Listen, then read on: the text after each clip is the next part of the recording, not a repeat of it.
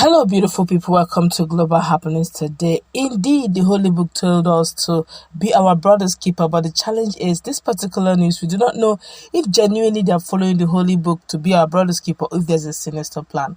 Before we go into the newspaper to find out what is going on in between the southern part of Nigeria, southeastern part in particular, and the northern part, herdsmen as well. Like you subscribe to our channel by clicking on the red subscribe button. Beside it, you see bell notification icon. Please go ahead, click on it to get notified as soon as we update our channel on YouTube. Well, the Ala Cattle Breeders Association of Nigeria said its members have teamed up with the security agents to tackle unidentified gunmen and suspected criminals in Imo State, southeastern part of Nigeria. A chieftain of the group, Saki Makau, who revealed this on Saturday, said the partnership with security agents was approved by the state government authorities. According to Makau, the effort against insecurity in Imo State has improved since the arrival of Fulani Vigilante members on January 3rd, 2022, which means they've been in Imo State since January 3rd. People always accuse Fulani herdsmen of perpetrating the crimes in Imo State and other parts of the country, so we want to prove them wrong. And that's why we have partnered with security agents to fight crimes. We also have vigilante in places like Ebonyi State, Zamfara, and Kaduna.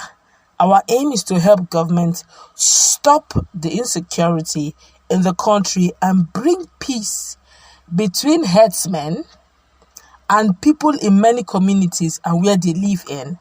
Amiti Allah, the chieftain, concludes. Nigerians, of course, have decided not to let it lie low.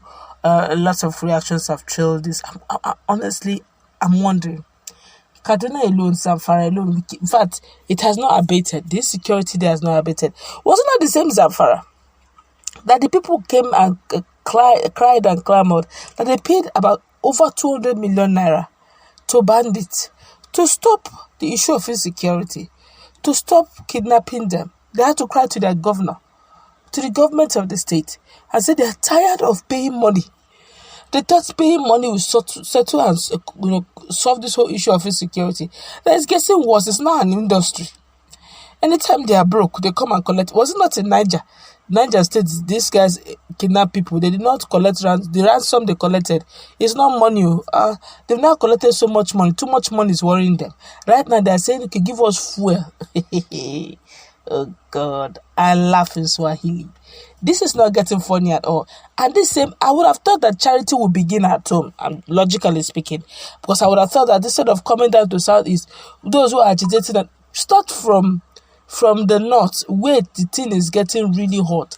And so that by the time you have secured the north from both Boko Haram, bandits, or the agents of insecurity that is causing so much unrest in the north, then if there's a record of success, you test it. There's this called baseline, this thing we call baseline survey.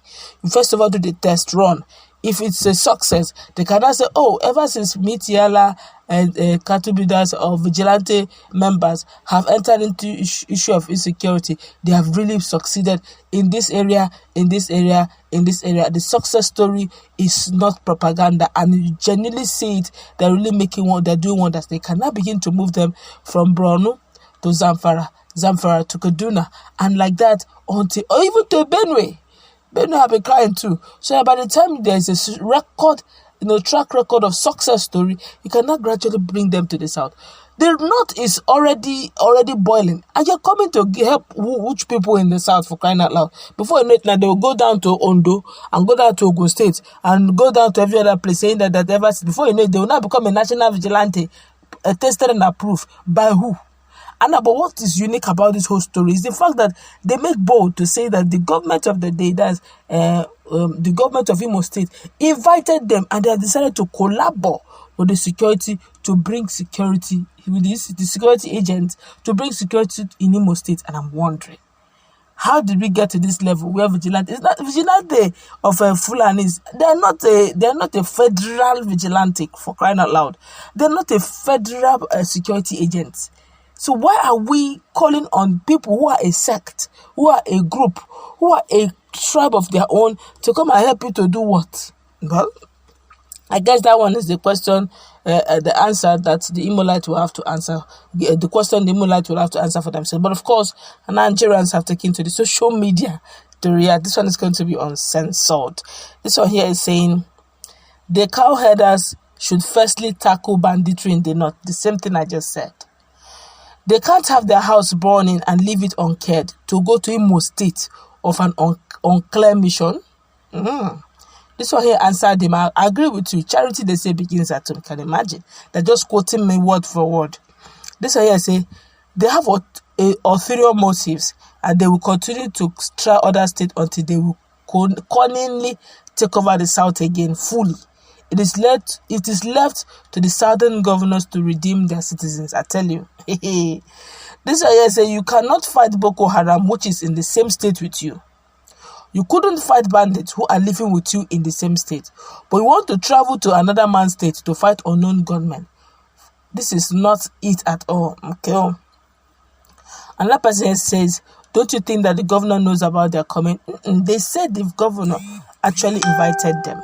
So they are coming to, they want to prove the country wrong, and they want to prove Imolite wrong, that they are not the one in causing insecurity in Imo State, that they will help the security agencies to fish out. The problem we have in the country is the fact that when the indigenes, the locals who are victims of some of this mayhem, point at the people who did this to them, more often than not, they don't arrest them.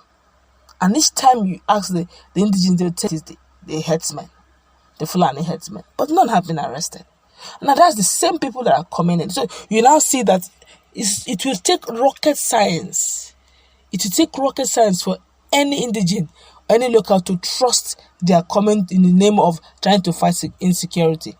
But I would have expected that, for trust's sake, and for posterity's sake, no governor should even invite another vigilante into his state. Rather, form your own, for crying out loud, form your own vigilante. Why are you bringing in foreign vigilante? In fact, I hope this does not end in premium tears. That's my earnest prayer. This one here is saying, very good.